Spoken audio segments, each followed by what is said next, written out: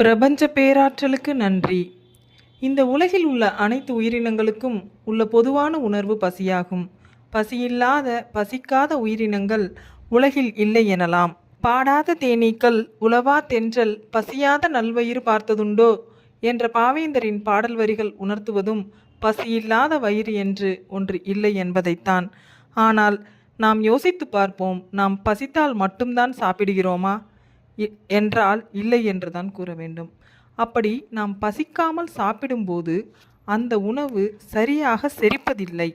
அப்படி செரிக்காமல் பசியின்றி மீண்டும் மீண்டும் நாம் சாப்பிடும்போது நம் உடலில் நோயை நாமே வரவழைத்து கொள்கிறோம்.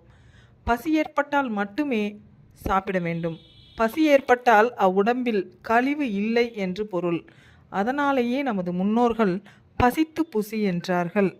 பசித்து புசிப்போம், முன்னோர் சொல் கேட்போம். நன்றி.